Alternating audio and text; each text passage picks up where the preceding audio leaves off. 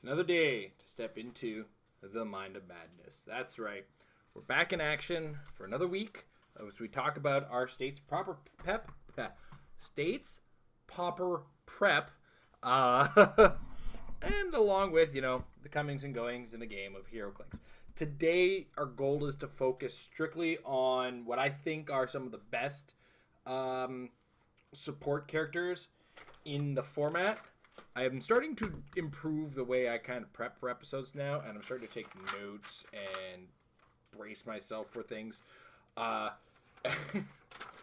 a lot of characters to cover today, so this one might run a little longer than normal, but I will try to blast through this as fast as I possibly can, because I think there's an awful lot of really good support characters in the pauper format, because when it comes down to it, a lot of characters in the lower rarities, uncommon and common, find themselves in such a role. Now, what I'm defining as a support character is generally a character who doesn't really do much themselves beyond keeping characters alive or making them better in general. So that's kind of what I'm defining as a support character for the most part. Some of them might kind of step out of that a little bit. You'll see as we go. Some of them were hard to classify, to say the least.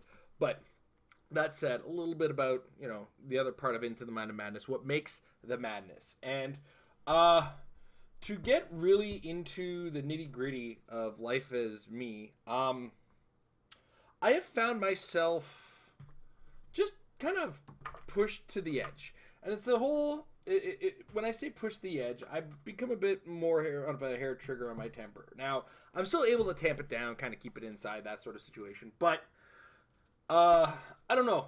I feel like where people would say you're making a mountain out of a molehill, I feel like I'm at the point where a lot of molehills have become a mountain, and I have to try to find a way to better address them or manage each situation a little bit better.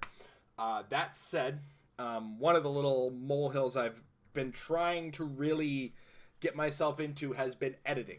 And in spite of my fight that I had with Adobe Premiere yesterday and a lot of prep work I had to do for editing, I am fairly into the next video that we plan to have out. I am still adapting to the whole editing system, but I want to do my best to smoothly go in at a level that Amber was at. There's going to be a lot of things I'm going to be doing a little differently than her. I'm going to try to add a little bit more weird entertainment stuff in there.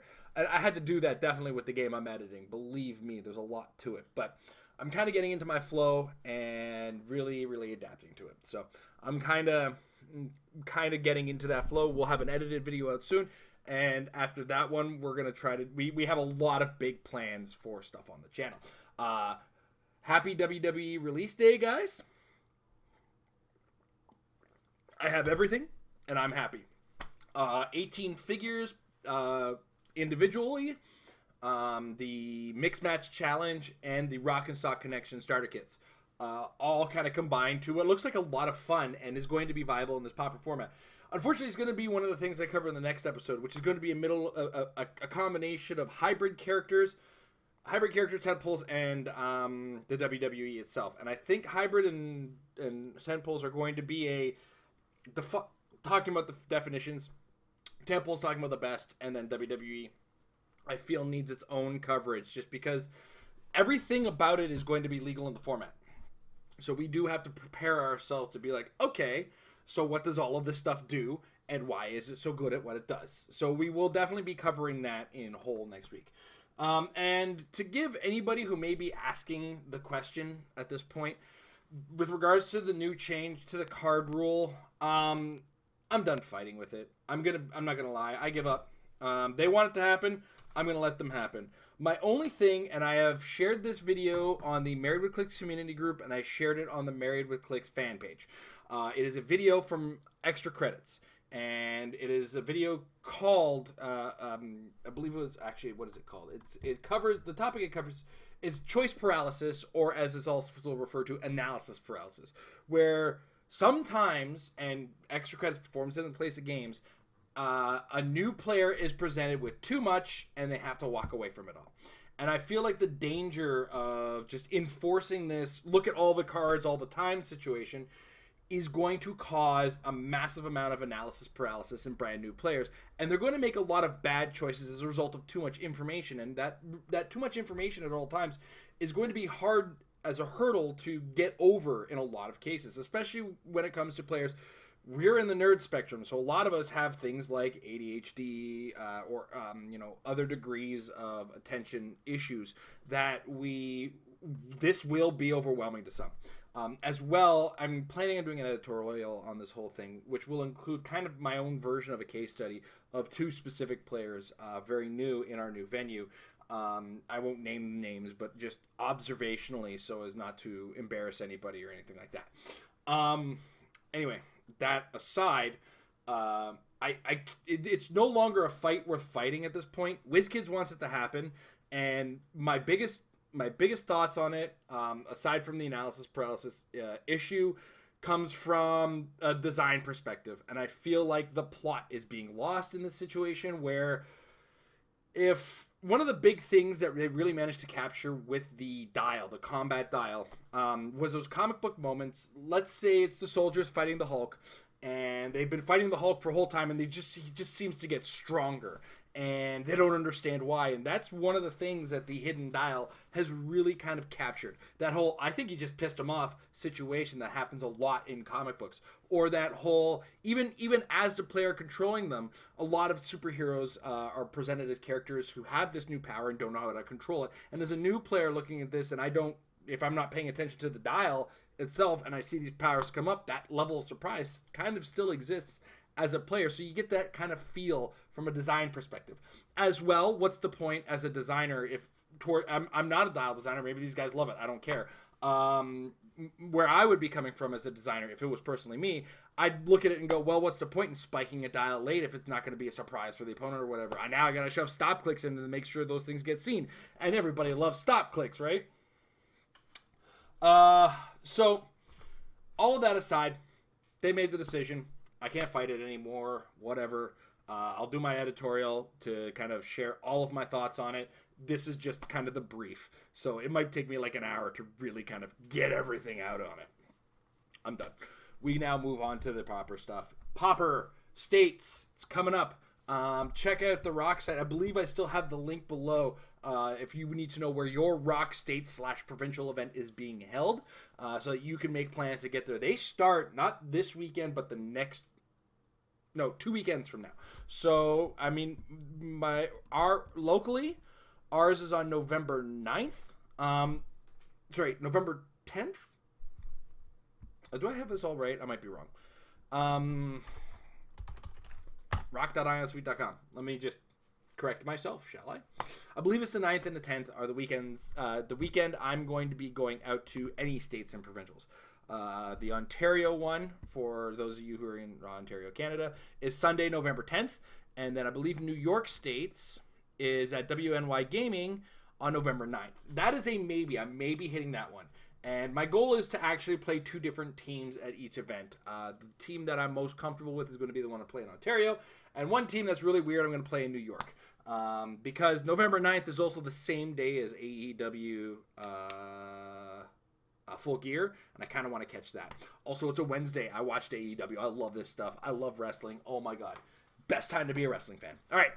So, November 9th and November 10th are going to be the dates that I'm going to be able to hit states. The next weekend, unfortunately, falls under my daughter and Amber's birthday kind of weekend. Amber's the 18th.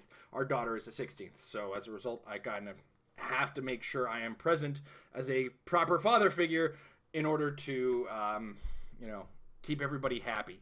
And I'm looking at everything in the 17th. Nothing is even close to reasonable for me to get to on the 17th. I think the closest would be like Washington, and even that might be Washington State, and that's actually West Coast, so that's not even going to do it for me. So there's nothing I can really make on the 17th. All right, I'm done talking about myself. Let's talk about support characters. Let's bring up this unit section. Let's take my notebook out. So we're going to start in chronological order in what's going to be modern legal as far as things are concerned. So we're going to go, oh, no, wrong monitor. It was this one, and I need to do that. There we go. All right. Also, weight loss is going well. This shirt didn't fit about 2 months ago, so I'm kind of excited about how things are going with that. Though I don't think I lost much in the way of weight. There's been a little bit of weightlifting involved in my fitness, and I think that's actually building some bulk. So, well, cool. Anyway, we're gonna go all the way to Elseworlds now. Elseworlds, when it comes to characters that make other characters better, which is our goal for support, I really only found one that I was super comfortable discussing in the format in that specific role, because there's a lot of like stuff that's big in this, and even this one character that I'm considering as a support character is still a 60-point character, and that's Batman. And even then, this Batman, they don't even realize how much they need me is his special damage power in his first 2 clicks. He can use Perplex, and his unique modifier is he may use Perplex to target all other friendly characters within 4 squares of the line of fire, choosing the same single combat value other than damage to modify. For the most part, the support characters I chose weren't super limited. There are 2 that are very limited that I'm going to explain why I chose those ones. But Batman is pretty obvious. Perplex across a bunch of people. Honorable mention in the set is going to go to Diana Prince. She's 70 points. She fits in the hybrid mid-range super damager as well, but she's also got the leadership that if you got a past police or Justice League theme team is going to give everybody on your team +1 attack and +1 defense, which 1 in 3 chance per turn. I'll take it. So let's just do a quick flick on the webcam because it's doing that weird thing that it lags. I might have to do a restart on my computer soon anyway. I think there's some drivers that need updating. Okay, so we move next to the Mighty Thor. That's really it as far as support coming from Elseworlds in the pauper format. Remember, we're focusing on the pauper format, so this is all commons and uncommons. Move next to Mighty Thor. Now, the weird thing about Mighty Thor is I think they're really strong support. Now, in a lot of cases, I kind of ignored characters with just Empower and just Enhancement. Those are good powers, but I'm like, they don't help hit, they help damage. And I'm looking at like the best, most viable in a lot of cases where Empower Enhancement kind of are their own thing. Those characters do have to bring something else to the table because as great as those powers are, you're not helping me hit. And I feel like that's kind of a situation we don't run into. There are some, that's not to say I don't have characters with Empower, I don't have characters with Enhancement on the team, but they may fall into a situation where they work differently than you would want them to. So we move almost straight to the uncommon slot on this. Apologies for my terrible use of my mouse. Starting with Jane Foster. Now, Jane Foster is literally, when it comes to support, uses the power support. She heals characters, and she's got a 15 defense to bring their defense down. In addition to which, she's got some survivability. You're not just giving up 30 points if somebody's going to attack you. She can turn into Lady Thor. I believe that's also equally an uncommon, which will make her legal in the format. So you can bring out this Thor potentially with a little bit of a dice roll situation on that. So Jane Foster falls into this. Eric Masterson does fall into it. Again, like I said, Enhancement is not the reason I put him on here. His Perplex is. Now, unfortunately, his Perplex isn't the ideal version of Perplex. It is kind of predicated on I have got to take a power action in order to use Perplex. But +1 damage is not really a thing I want to do with him. I'm going to use +1 attack is more likely. That's also not to say on an Avengers theme team with this guy, you can't say use him for theme props as well because he's got willpower. He's really a guy you can just throw tokens into, and if he does die, he can turn into one of the Thors, so you're not instantly giving up those points. One of the things you'll note about a lot of these characters is that when they die or when they get hit, consider them dead. So the investment on a lot of these characters is going to be kind of here and there. But remember, we're just strictly talking about the characters who fall into sport. This one gets an honorable mention / is really good on the team that he works. And that is Dr. Frankenstein. So Dr. Frankenstein, it's alive, is support as free, but only to target characters with a monster keyword. When Dr. Frankenstein uses it, increase the die roll by 1, and then perplex, but only to target monsters. So basically, Dr. Frankenstein is a support character that only works on monster theme teams, but he's also monster keyword, so he doesn't lose it. So honorable mention because he is the primo support character for a monster theme team. Thor Ragnarok was lacking in support characters that are legal in format. Everything that was like, I think the rares start at figure 9 as a result. That is what it is. Wow. Oh, okay. So we go to Harley Quinn and the Gotham Girls. This one goes without saying. Big Tony, Perplex, 15 points. Sidestep. Underworld. If you're playing Gotham City Underworld team, I think he's a must-have, just because he adds the level of mobility and being able to carry. But Perplex, his limitation of only being adjacent is barely a limitation. Let's not kid ourselves. So Perplex, awesome. Next up, okay, now this one's a weird one. Stay with me. Initially, I always kind of downplayed this character, and this is the Asylum Doctor. You want to stop what you're doing and listen to me. It's Perplex, but only to target opposing characters. We've never had a problem with that. Shows comes with sidestep and close combat, only incapacitate. But you're really not really focusing on that. The other part is outwit, but only to target the target of her Perplex this turn in, only if it's 50 points or less.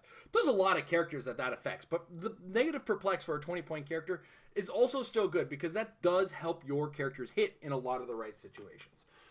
Harley Quinn on the Gotham Girls actually had quite a few things. The GCPD officer, now, oh my god, Jason, what are you talking about? You just choose the guy with enhancement. No, he's got the PD team ability as well. So, at me, bro. So, in addition to making it easier to hit at range, he does allow the extra damage. And if you're playing with a police theme team, you can take 2 friendly characters with the police keyword within 4 squares on a power action and bring them to him. So you get him out of danger or get him into the fight. Because those characters have to be within 4, but the place adjacent to them could be that extra square or 2 that you need to get the range on some of these dudes. So I think he's a really good option. Next up, I believe it was Lou. No, it was Bud. I wrote the wrong one down. Bud. Bud has probability control on your opponent's turn. It's limited. It's a 25-point character. He's also got blades and super senses, which is possible. But prob, right? So he's a consideration. 25 points. He's an animal keyword, so it doesn't go very far in theme. But if you happen to have a Harley Quinn on your team, he doesn't care. Okay, the next one. This one's a weird one. The Hive Commander. I think leadership does make your team better. I'm going to say it. I said it. There. Did you hear me? You heard me? I said it. So, cool. All right. Leadership is a good source, and there are viable armor-themed teams. I mean, you know who's one of the big ones with the armor keyword is Onslaught. So Hive Commander next to Onslaught could potentially make Onslaught be doing things twice in a turn, including, like, once Onslaught's in... I'm going to say Onslaught a lot, so bear with me. Once Onslaught's in position... he moves and then mind controls the opposing team, and then the next turn, let's say you clear, I shoot and mind control, and then I shoot and then mind control, and if the leaderships are going, man, Onslaught's going, and Onslaught's got Colossal already. So I think a low point leadership like this goes a long way. Honorable mention any other low point leaderships I might be missing along the way. At some point, I kind of lost track of leadership. In this, though there are some guys with just leadership in here. Renee Montoya, all the evidence I've got, you're finished, is that trait that really helps. Okay, so there's a lot going on here. There's the PD team ability, which makes it easier to hit opposing characters. She's got Perplex, which is, she's more than a GCPD officer, but Perplex is more flexible than Enhancement. And then she also gives like a light version of Precision Strike to anybody if it's only one character popping, or she's the only one using PD team ability to drop defenses with the character that she's next to. So goes a long way there. And then last on the Harley Quinn and the Gotham Girls set is Red Tornado, 18 defense with defend, support, and then to double power action to move characters within 4 squares to Red Tornado and heal each play. I mean, you're probably not playing a Justice Society team, but if you happen to, you get the heal. And she's got regeneration. So she's a tough little granny, and 18 defense with defend in this format. Not a bad thing necessarily, because there's, you can work it. Is what I'm trying to get at. Okay, next we move to Star Trek: The Original Series. We start with Romulan Centurion, 25 points for Perplex with Stealth, and if they die, you make a hindering terrain marker. Cool. This is going to be another set that has a lot that fall under this one, especially this guy, the Starfleet Security Officer. Do you, sir, need one of your 100-point or less characters to stay alive? Make them only cost 25 when they die the first time. And that's what the Starfleet Officer does. So in addition to having his enhancement, this is more of a protection, as in giving your character effectively one extra click of health. for 25 points in certain cases. And his red shirt, when an adjacent friendly character has 100 points or less or has a Starfleet keyword would be KO'd, you may instead KO Starfleet security officer. If you do, turn the friendly character to his last non-KO click. Bear with me here. I got a lot of things going on. And he's also getting incapacity. Ultimately, I mean, between the enhancement and the fact that he keeps the guy alive, I think he's got some distance. And then we next move to Lieutenant. I think we've been talking about Lieutenant Kyle since we saw Lieutenant Kyle's dial. He's 25 point perplex. Or it's 25 point TK. Alright, cool. Next up is Ensign Chekhov. He's prob for 45 points on 2 clicks. Prob makes it easier to hit. Prob makes it harder for them to hit sometimes. So, cool. Alright. Next up, Nurse Chapel. Another character who's just got support. But Nurse Chapel is support when Nurse Chapel uses it. If her target has a Starfleet keyword, increase the result of her die roll to heal by 1. It's 15 points support. That's half of a Dr. Frankenstein. So, you know, work it. If you're gonna work it, you found a scientist keyword in Pauper, or you found a Starfleet team that you really want to run in Pauper, Nurse Chapel, keep them going. And she's got, willpower to go with it, so there's nothing wrong with that. Next up, we have Mr. Scott, who's got he's got Perplex, but in addition to using Perplex as part of his trait, as a free action, he starts with 3. Choose an object in Mr. Oh, okay, so you can take a free action to remove an object from the game, or in an adjacent square. You remove from the game and give him a salvage part token. Then you can remove you can take a free action, remove any number of salvage part tokens, and then Mr. Scott can use Perplex an additional number of times for each salvage part token removed. So let's say you had only 1 salvage part token, and you want to use Perplex. You can remove the salvage part token and take 2 Perplexes, or 3 if you remove 2 salvage parts. So I think that's really good. And for 50 points, you could do worse. But it's a really strong Perplex if you really focus on getting him those objects. Numbing those objects, as it were. Mr. Scott. Okay, next up we have the Keeper. This is your barrier. He's got Psychic Blast as well, but fundamentally 40 points barrier for 4 clicks with willpower. Just keep barriering. I mean, your characters are better when they're alive. So, consider that if you will. All right, next up, Dr. McCoy. 45 points or 25 points. He's got support, but with an attack value of 11. And he does not take pushing damage when he uses support. Notice he doesn't have willpower because the only thing you should be pushing him to do is support. You can play him at 25 points. You could try the 45-point dial if you want the 6-click supporter. If you don't know what to do with that many points, I personally would only ever use him at 25 and just give up on him if you get there. Yeoman Rand, I believe, is a character that will be underrated. Could possibly really make a number on the format, especially if you've got a main attacker who's 100 points or less, because all she has to do is take a power action, remove an action token from that character. Oh, sorry, it's a 50-point or character less. 50 point or less. Okay, sorry.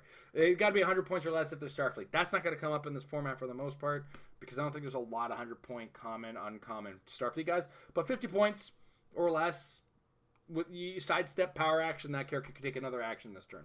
Nothing wrong with that. So 25 points, if you can make it work, make it work.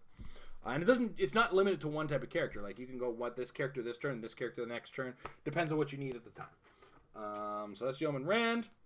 Next, we move into Xavier's School. Also very limited in strictly support characters. But we have the ex-student. The ex-trainee, not so much. I took a look at her, and I said, hey, what is your support dial? These are all kind of attacky. So we then moved to the ex-student, who at least had the TK and the actual support power.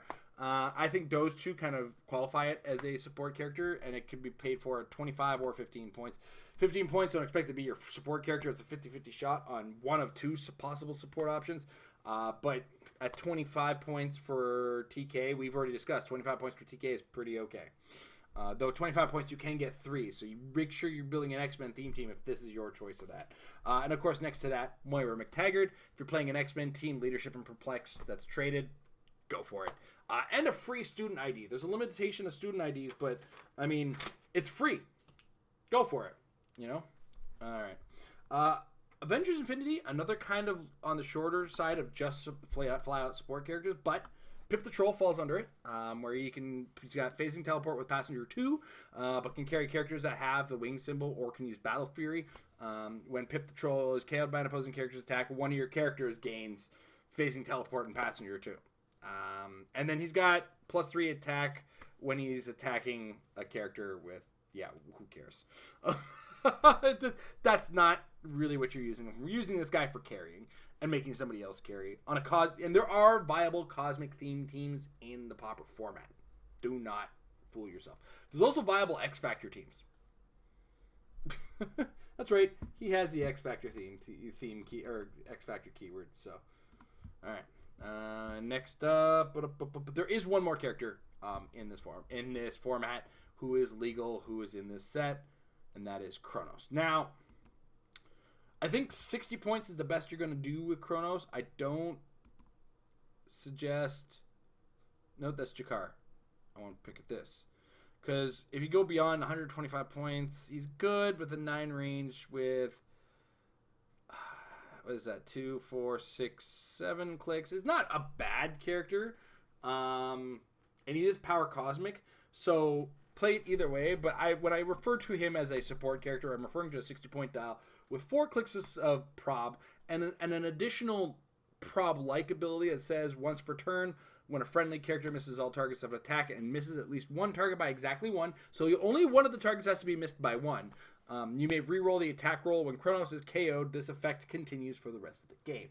So you basically have that for the entire game. 60 points is a good investment on that.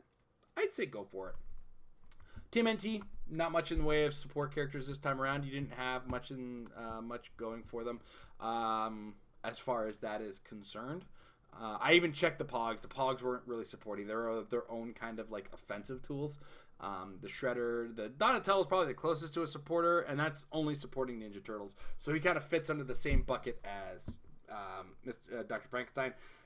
More or less just adds quarter tokens to your team, if you ask me. I mean, he does have add-out wit.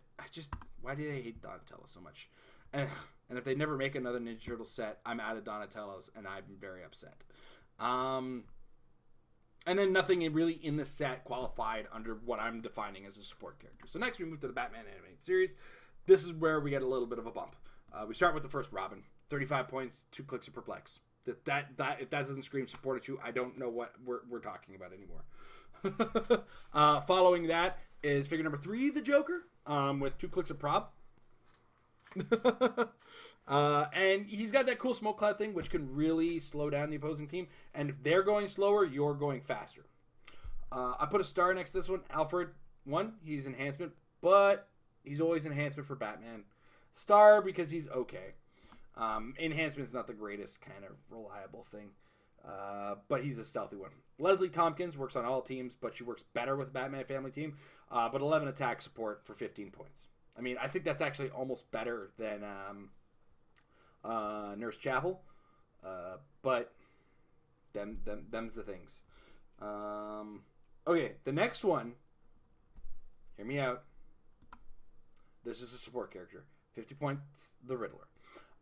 Because, what does he use? Outwit and prob. So for the most part, he's really just doing a lot of things that help make your team do better. I outwit their defense. Now I hit you harder. It's easier for me to hit because you don't have energy shield anymore. And then probability control so that if I miss, I can likely hit again. And then, of course, he's his own pain in the butt to attack. So the whole odd-even thing really, really messes with your odds of being able to attack him. So that's one of the safer guys as far as support characters. Welcome back, Renee Montoya. I believe we were just talking about you. Enhancement and PD team ability as a combination is super strong. Again, it's effectively +1 attack, +1 damage. But you can also, with the PD team ability or the Hydra team ability, you can increase the character who's shooting's attack. If you can find a way to get 3 PD guys to look at the character who's being attacked, that's a -3. That's a +6 effectiveness on what you're attacking. So if let's say they have an 18 defense and I have an 11 or an 8 attack even. Let's go with an 8 attack. I perplex up my attack 3 times. I got an 11 attack, and then I PD down you 3 times. You're at a 15 attack. I now need a 4, where I would have needed a 10. So, now granted, that's an extreme case, and the only situation in which you really, really get a chance to say my 3 characters with the PD team ability are in front of you are usually colossals or characters that ignore line of fire or to ignore characters for line of fire. So it's a hard one to do. Now, the second Alfred, a little bit more useful. His defense is his Alfred is adjacent to a character named Batman, modified both their defense +1. Doesn't really factor. I've always believed in you, Bruce. Perplex, unique modifier. So it's 25 points for Perplex on 2 clicks with support on the last click with stealth, with sidestep.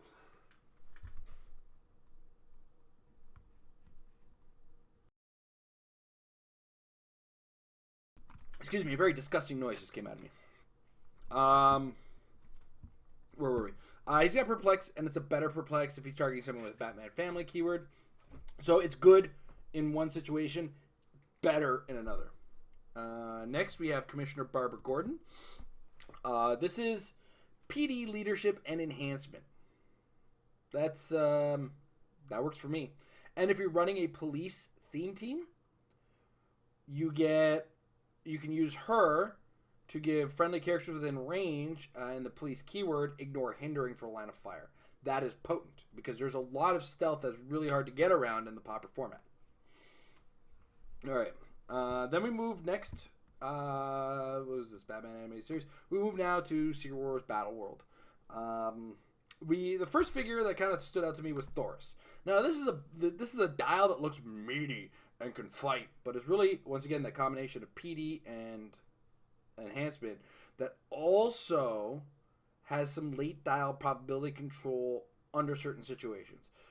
For 30 points, it's a pretty big bargain considering how hard it hits and also adds that support level to it. So kind of got included in this for those reasons. A special mention goes to Sheriff Steve Rogers, who is more of an attacker, but does help defend your characters quite nicely. Special honorable mention. I don't really consider him in the support role. You're not using Steve Rogers to fill your support role. He's probably one of the first 2 characters you actually add to your team. These characters are genuinely somewhere between the middle to last characters that you add in. Tony Stark Inventor, 30 points. Perplex could be outwit for another 20. We can't use the other 20 points. But of course, the creme de la creme of support characters, Alex Wilder, gives your opponents a Sophie's choice of am I not using outwit, perplex, or prob? Because I'm using the other 2, whatever you choose me not to. Basically, you choose which 2 powers I am using is the actual wording on it, but in the end, my opponent's choice is what do I not want my opponent using. So then we move to Earth X. Honorable mention to the Tinkerer because he's got both Empower and Enhancement, but really just adds objects. Now, Dadbot Spider-Man has both support and the ability to carry guys. Carrying is another thing that really helps you kind of just move around the board. And he's got a weird version of carry. He's also got the PD team ability. He's also got the Spider-Man team ability. So, okay, next. This one's a weird one. Ezekiel Sims. You look at this die, you see charge and super strength. What? But it's only on a 2 damage dial. Hold on. He's a wild card that ignores elevated and hindering for movement, but he's got prob and traded barrier that also includes a free barrier, but you can only place that next to Spider-Man family keywords. He's still got barrier as a trait, and he's mystical. I don't know if there's a Spider-Man family team that's viable, but I do believe in his barrier and his prob.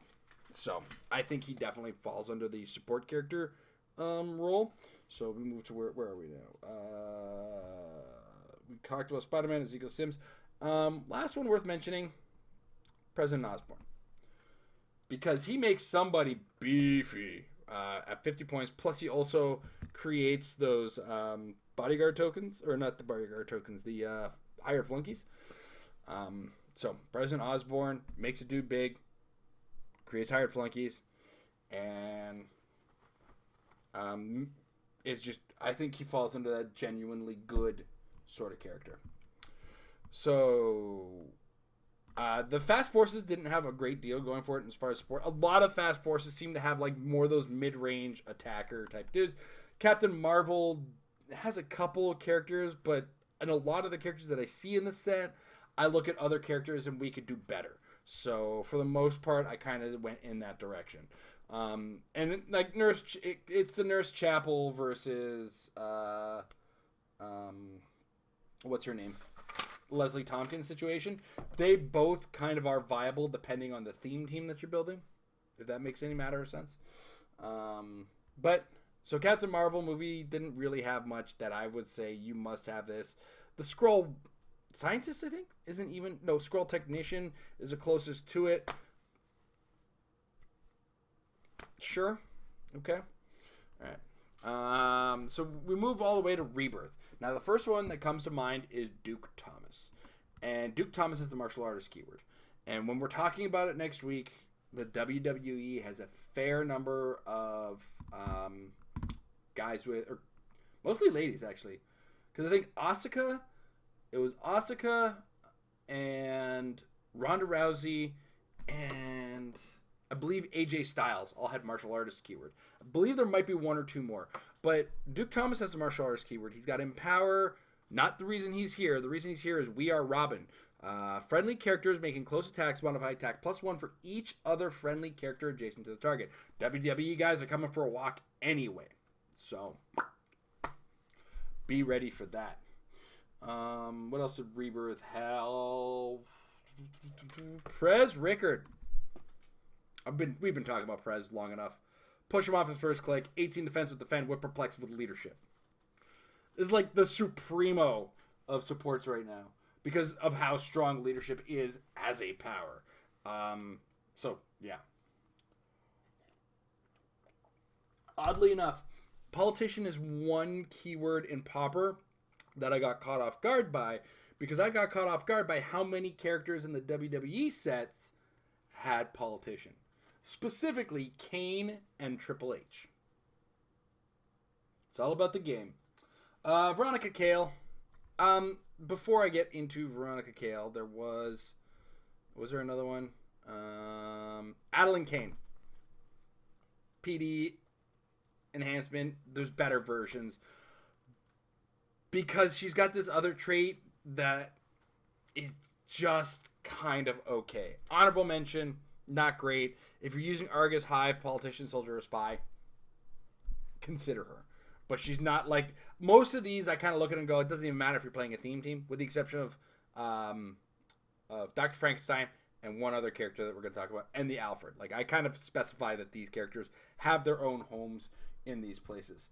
But Veronica Cale was the next one, just because she's got Perplex and Outwit for 35 points. I'm okay with that. This is a character I might actually spend actions to use Smoke Cloud with. And then on the off chance that you're fighting against a Wonder Woman or deity, or no, it's just a deity character, keyword character, she does some extra things, does some extra outwitting. Which is weird because a lot of deities have some sort of outwit protection. A lot of them, not all of them. Billy Batson, Perplex, 20 points for a click of Perplex with a stop click. That's obnoxious. It's Perplex, guys. Don't lose it. Prez Rickard, already mentioned. So we next move to Black Panther. Because the Rebirth starter gets a little bit of a mention because Aquaman has Perplex, Cyborg has 4 clicks of Perplex. There's a couple dudes in there, but they're not. It's 50 points for Perplex. I find they're more hybrid than anything, much like anything else in the Fast Forces. Okay, we're almost there, guys. Aim Red. obvious. It's one of the few I would put for power and enhancement. He's 20 points, and if you build an AIM, Avengers, Hydra, or Soldier, or sorry, AIM, Avengers, or Hydra theme team, he's got both, and that's why I consider him kind of okay. And of course, a lot of the teams that you'd use, especially the Avengers teams that you use him with, can really make effective use of him. Black Panther. This Black Panther, this is the Kevin Cole Black Panther. I believe his other version is also just an uncommon. The 29.8? No. Wait, which figure was it? Black Panther, that switches to 26. So figure number 26, White Tiger, is something you can change to. So, but, what is this? Black Panther, 2 clicks of perplex, along with the PD team ability. We've already discussed. This is just great. You can play 45 points or 50 points for him. I think he's pretty gnarly in format. Shield Diplomat. Defend. Shield. Perplex. Like, Shield in combination with Perplex is one of the most insane support setups that you can think about. Because you could use a Shield team ability passively, which gives you +1 range. You get Perplex to go with whatever I want. And then, in addition to which, I can take a power action with the Shield Diplomat to give +1 damage as well. That's a 3-stat bump from a 20-point character on a single character in the right position. Shield Diplomat gets a consideration. Just do be aware of what you're perplexing and who you're giving that perplex to, because in Constructed, it goes a little bit in a different direction than it would go in Sealed. Just make sure when you're perplexing up attack, you perplex up their Shield Diplomat attacks. That's what I think you need to do. All right, 13A, Black Widow, 35 points for 3 clicks of prob with a wild card in Avengers. The wild card is kind of the reason that I even included her. Voyager, carry for Avengers. We know what she's doing. She's done it with purple-haired ladies for a bit. Iron Man, outwit, perplex for 50 points. Don't bring sideline ones. You're just giving your opponent points.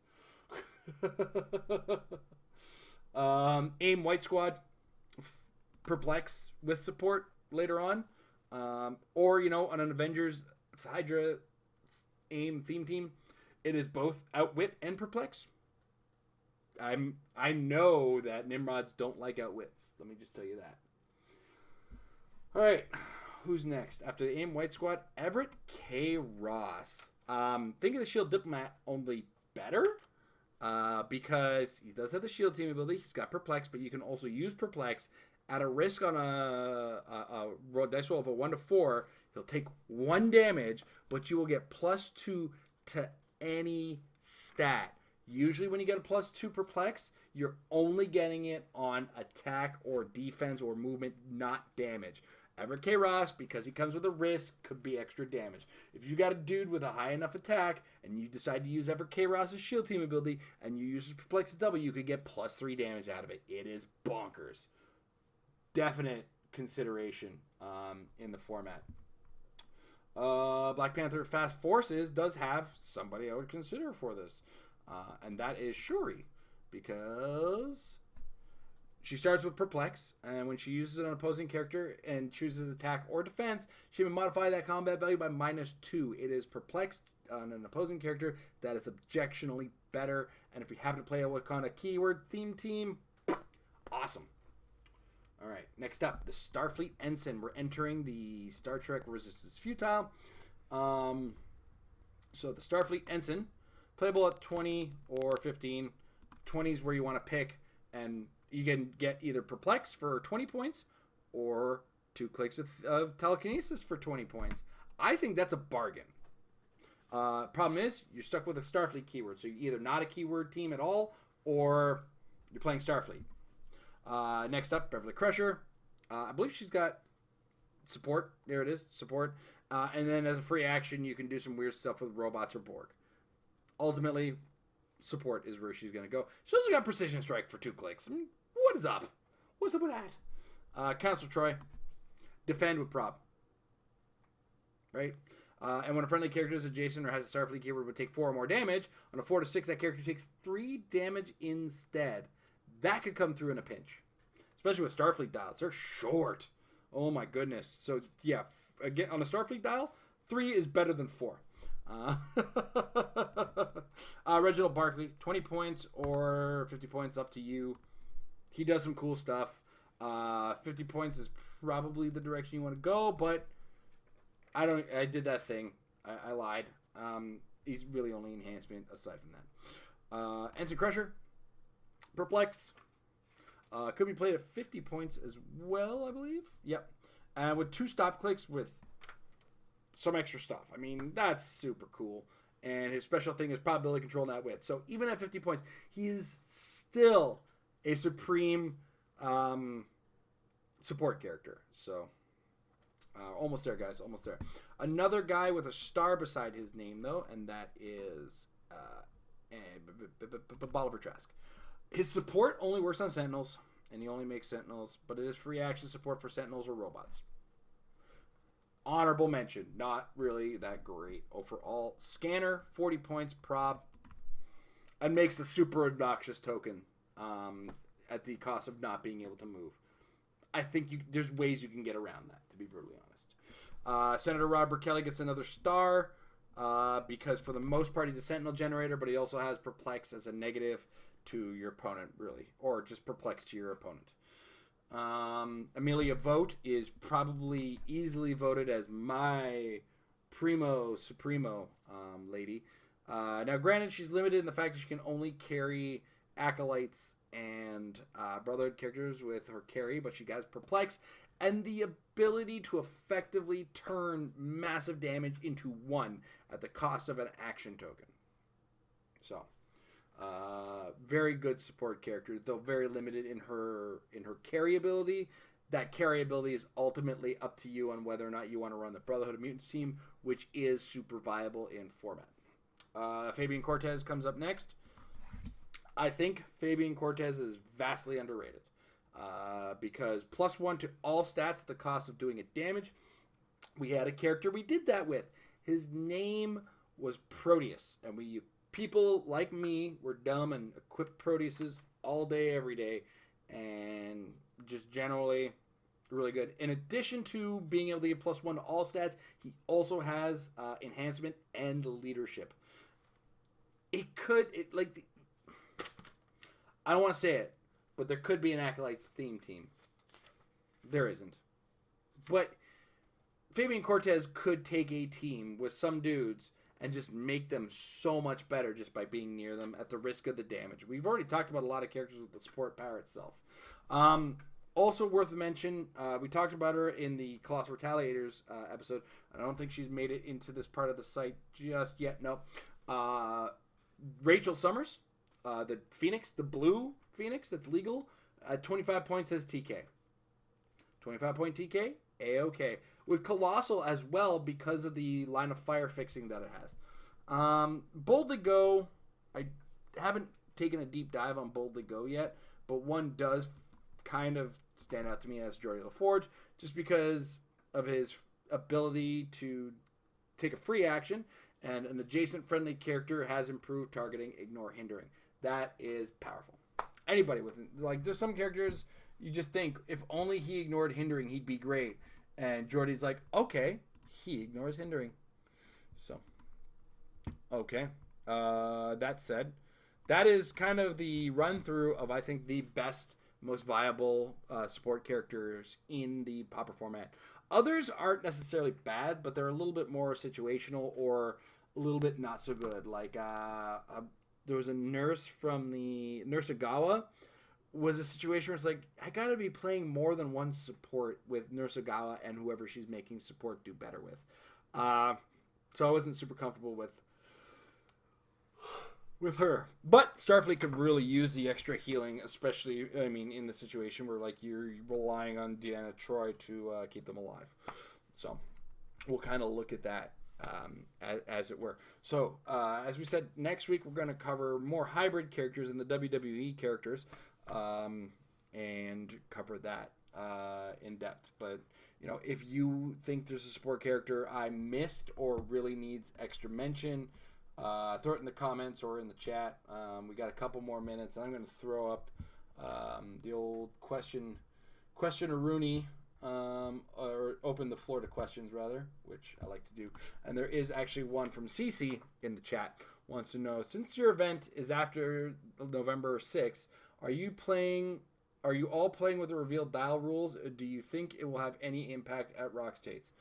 So, as far as the competitive play is concerned, let's not kid ourselves. We all sort of memorize the dials anyway. Personally, I don't actually memorize dials. I kind of have a good idea as to how the point formula works to enough of a degree.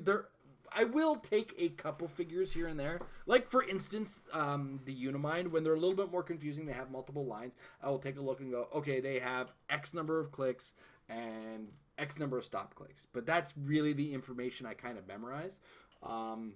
That said, I'm just going to start the game with my opponent, kind of just throw the cards to my opponent. Here's the backs of the dial. At this point, that's all we're really doing.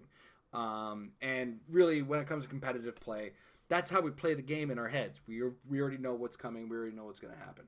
I am more concerned with this quote-unquote focus on new players, that they're making a lot of the wrong decisions in regards to the new players. And this is, I think, a byproduct of it. I don't have a actual problem with it in competitive play. I have it more as an issue for new players. I also have an issue with it game design-wise and game feel-wise. But that's a conversation I have to have on my editorial video, because that's what I'm going to do with it. Is I'm going to kind of pick apart the new player conversation, because they're making a lot of changes and putting the name new player beside it, and I feel like that the best intentions are ill-informed, and that's really a situation I think they need to address. But personally, like I said, on the Married with Clicks community group, as well as the Married with Clicks fan page, I shared a video that really kind of gets my thoughts about this particular issue really out there. And it's about choice paralysis. And I think a lot of people making these decisions should really look into that and understand the problems that has with new players. And then, of course, what I hate is the throwaway line of, when you're playing at home, you can always just blah, blah, blah, not do it. And it's like, that's copping out. That is throwing your own game design to the wolves and saying, hey, function over form. So, Nathan Deal. So yeah, see, I do plan on doing an editorial video. I will try to put it out tomorrow, I think, and it'll probably be live, just because it's easier to do it this way, and it's something I need to get out sooner rather than later. Honestly, I feel like WizKids has made the decision on this, and nothing I say is going to say it. But what I will do as a part of it, is I will kind of turn around and say, perhaps you should ignore what they're saying, as far as ignore me. Nathan Deal, what pauper team do you like the most right now? Right now, the team I like the most is the Sentinel keyword theme team that I've been running in practice games, that has Nimrod and all the Sentinel generators on the team. And generally, the idea is Nimrod is kind of there, and then everybody else is trying to make Sentinels as fast as they can. Of course, big, fast, super speedy teams do get in its face, and I do find that somewhat problematic.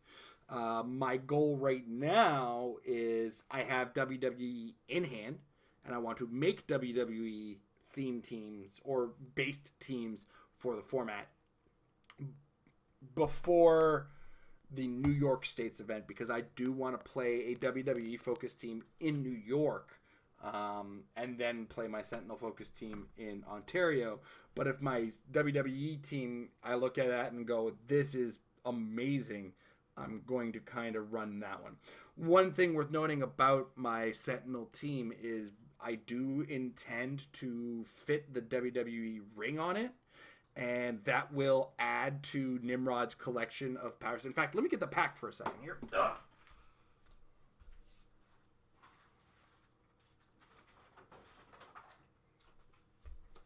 Sorry about that. I just disappeared on you guys. WWE pack right here.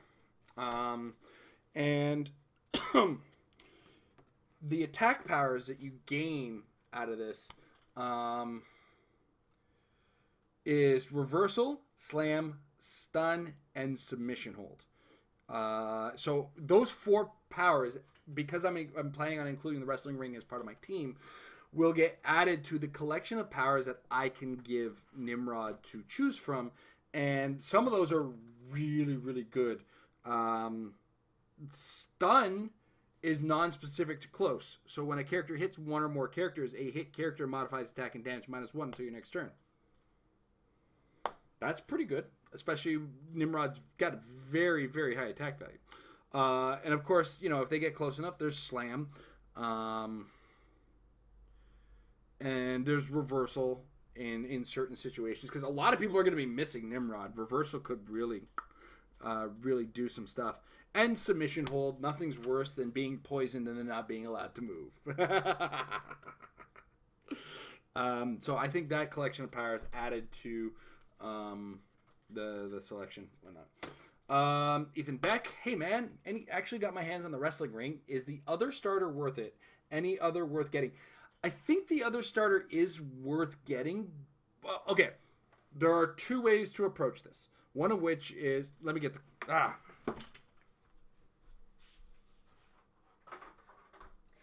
I didn't realize I'd be talking about so much about WWE. I didn't bring them over to my desk. Okay. All right. So, in the Rock and Sock connection, you of course get the Rock. You get the Sock, which is Mankind. And you get Stone Cold Steve Austin, you get Triple H, you get Ric Flair, and you get Shawn Michaels. So 6 characters. Now, the Rock has a few more keywords, because the base version of the Rock has Corporation, WWE, Celebrity. This version has Corporation, Rock and Sock Connection, WWE, Celebrity. So the Rock and Sock Connection is only like 2 characters. So it really only works with Mankind. But he's got the Rock Bottom, which is a cool power. And his special damage power, which is called It Doesn't Matter What You Think, is amazing. It can potentially stop an Outwit Perplex. Basically, if they try to use Outwit Perplex to target the Rock or an adjacent friendly character, you roll a d6, and on a 4 to 6, instead that character can't use that power this turn. It doesn't matter that you have Outwit, basically. Triple H, he has his Spinebuster's cool, Grandest Entrance is cool, and he's got Leadership. Kind of cool. Also note, his generic keywords are assassin and politician. And every wrestling fan who is currently watching the show is dying laughing. Mankind is kind of okay. He can use Perplex or Heal, but he only has that on from click 3 on. Stone Cold Steve Austin, Crack a Six-Pack. His special move, he can hit your own guys, move 2, and then make another attack. So it doesn't matter if you're friendly or foe. He uses the power to make it close, and then every time he hits, he can move 2 using ignore characters for movement, and then make another attack. But who he attacks doesn't necessarily have to be friendly. So if you have a character in between where you need to go, and you can afford Stone Cold Steve Austin to do a little bit of damage to him, you can keep going with him. Ric Flair. I think Ric Flair was a really cool support character, but he's 75 points. He's also nimble, which is neat. And Shawn Michaels' ability, if you can kind of keep him off to the side and really kind of stack up these tuning up the band tokens, he can do a super kick for 5 damage. Just got to have an action token on him. Shouldn't be too hard to set up because WWE are really hard to shoot at. So something to consider. But yeah, so if it was me, I mean, okay, if it was me, I got both starters. I got everything because I love WWE and I love Heroclix. So. And the Mandalore 7791 wants to know, the Highlander rule does not affect generated Sentinels? No. The Highlander rule, according to the pauper format, only Highlander, or only each character is unique only at build. Once you start generating them from outside of the game, that rule is ignored. It was one of those situations where I think they kind of looked at it and said, Jason Collins is going to make Sentinel generating teams, and he's going to be very angry if he can't. That's not literally the reason, but if you take that away, you do take away a number of teams that some people really want to give out a try or give a run. And let's be honest, I don't think my Sentinel generating team is as threatening as some people are going to look at it and go, oh, there's so many Colossals on the board. It just looks more terrifying than it actually is, and it gives up a lot of points. I really kind of have to play careful with it and learn a lot of new tricks with it, to be honest. It's a different form of my usual bystander shenanigans, which is fill the board. All right, I'm not losing any points. Now I am losing points, so I do have to be careful about that, to say the least. It's kind of why I want to lean in the direction of WWE. Ethan Beck, I got my hands on Kane for my mystical team that is more melee based. Can't wait. I'm looking at the other singles and don't know what else is worth it. Shop only has one of each. Oof. Okay. Which other ones are worth it? I can say the only one that I don't, and this hurts my feelings because this is just living proof that Heroclix hates the things I like. The off-the-shelf Finn Balor, even though he has a mystical keyword, not great. He's basically on dial, and that kind of hurts. There's not a lot of special powers or extra traits to him. I find Ronda Rousey is squishy, but pretty good. Asuka, a lot of people are talking about Asuka, Andre the Giant, and what was the other one? Eddie Guerrero. Eddie Guerrero is almost a must-have, to be brutally honest, because of the Three Amigos. I believe that was what it's called. Where is Eddie Guerrero? He's 17. The signature move, the Three Amigos, which is if Eddie Guerrero has one action token, Flurry. When Eddie Guerrero uses it, he can make 3 close attacks instead of 2, and the maximum damage of 3. And of course, he starts with a 3 damage, so you just perplex up your attack to get those up. He has also got a stop click that he heals off of, so you go stop. First time you get it, heal, and then stop again when he gets you down. He's really difficult to kill, and he's got probability control. The Lie, Steet, and Cheel. Also the defense power shield. Viva la raza for you wrestling fans. Lie, Cheat, and Steal. Probability control, but you may choose to reroll only 1 die. So if there's like a 1 and a 6 to hit that 7, reroll that 6, and then you might really kind of screw up their result there. Aside from that, the Undertaker's a tough dude, but I don't think he's that great. Andre the Giant's got a really fat, meaty dial. Wow, every time I think about how I say that, it comes off worse and worse. Big Show's not terrible, so I just don't like his traitor trait because I don't want to get. I get it. I get the joke, and I'm in on it. I just don't like it from a gameplay perspective. What else? I think those are the big ones. John Cena's really good. Macho Man is also pretty good, but that's kind of a personal thing. And I think Triple H is interesting because he's got this numbers game special damage power, empower, and friendly characters that adjacent or share a keyword with him besides WWE can use empower. And this one also has the assassin and politician keyword. So it's all about the game and how you play it. Anyway, he's not catching. He's the cerebral assassin. He's also the chairman, the CEO, as it were, the politician of WWE.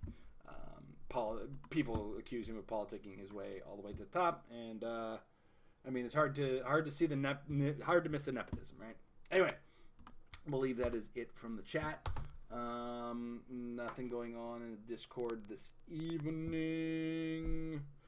Discord, of course, being our patrons. If you want to check us out, Patreon. Oh, something's in there. David C wants to play WWE games with me. I'm more than willing to play with WWE stuff. In fact, I recently found out that if I just run a strict WWE team, come across an opponent who's running a strict WWE team, we are only using single universe rules. I think that's really cool, and I want to put this out there in public now. In New York, I am planning on playing a WWE-focused team, and I will ask every player beforehand if I'm allowed to be exuberant and pro-wrestling with it. Am I allowed to? Because I do want to have a ton of fun with this team, and I do kind of want to use the ROC, and I do want to kind of say, you want to use Outwit, roll the dice. It doesn't matter if you want to use Outwit is really my goal in life. So hopefully that all works out for me. Anyway, that said, WWE's out. I'm looking forward to talking a bunch about it soon. I keep an eye open for my upcoming editorial. If you really want to know my full thoughts on the card dial situation, the back of the card situation coming up, and I will talk about it tomorrow in a very well put and calm manner, a lot more calm than I did the last time. And I think it's just going to be me this time. Really just need to kind of do this one thing myself and just put it all out there. So I'm going to be doing that tomorrow. In the meantime, check us out at patreon.com/Heroclix if you want to support us a little bit. And thank you guys for watching, and thank you guys for supporting and so on. If you're watching live and if you're watching in the archives, thank you for jumping into the Mind of Madness with me. Have a good evening.